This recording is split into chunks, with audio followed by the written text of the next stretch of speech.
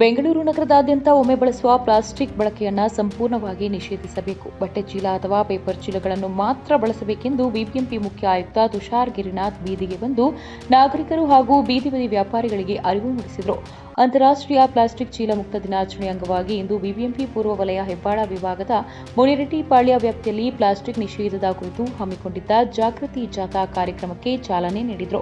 ಈ ವೇಳೆ ಪ್ರತಿಕ್ರಿಯಿಸಿದ ಅವರು, ಬೀದಿ ಬದಿ ವ್ಯಾಪಾರಿಗಳು ಅಂಗಡಿ ಮುಂಗಟ್ಟುಗಳಲ್ಲಿ ಮಾರಾಟ ಮಾಡುವವರಿಗೆ ಯಾವ್ಯಾವ ಪ್ಲಾಸ್ಟಿಕ್ ನಿಷೇಧವಾಗಿದೆ, ಯಾವುದನ್ನ ಬಳಸಲು ಅನುಮತಿ ಇದೆ ಎಂಬುದರ ಭಿತ್ತಿಪತ್ರಗಳನ್ನು ನೀಡಿ ಅರಿವು ಮೂಡಿಸಬೇಕೆಂದು ತಿಳಿಸಿದರು. ಜಾಗೃತಿ ಜಾಥಾ ಸಮಯದಲ್ಲಿ ಬೀದಿ ಬದಿ ವ್ಯಾಪಾರಿಗಳು ಹಾಗೂ ಅಂಗಡಿಗಳ ಬಳಿ ತೆರಳಿ ಭಿತ್ತಿಪತ್ರಗಳನ್ನು ವಿತರಿಸುವ ಜೊತೆಗೆ ಬಟ್ಟೆ ಚೀಲಗಳನ್ನು ವಿತರಿಸಿ ಇನ್ಮುಂದೆ ಪ್ಲಾಸ್ಟಿಕ್ ಚೀಲಗಳನ್ನು ಬಳಸದೆ ಇದೇ ರೀತಿಯ ಬಟ್ಟೆ ಚೀಲಗಳನ್ನು ಮಾತ್ರ ಬಳಸಬೇಕು, ಯಾವುದೇ ಕಾರಣಕ್ಕೂ ಪ್ಲಾಸ್ಟಿಕ್ ಚೀಲಗಳನ್ನು ಬಳಸಬಾರದೆಂದು ಮನವಿ ಮಾಡಿದರು.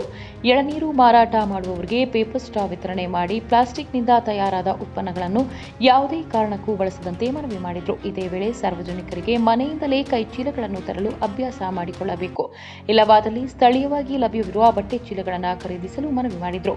ನಿಷೇಧಿತ ಪ್ಲಾಸ್ಟಿಕ್ ಬಳಸುವವರಿಗೆ ಪ್ಲಾಸ್ಟಿಕ್ ಚೀಲ ಬಳಸುತ್ತಿದ್ದರೆ ಮೊದಲು ಎಚ್ಚರಿಕೆ ನೀಡುತ್ತೇವೆ, ಮತ್ತೆ ಪ್ಲಾಸ್ಟಿಕ್ ಬಳಸುವುದು ಕಂಡುಬಂದರೆ ದಂಡ ವಿಧಿಸಲಾಗುವುದು.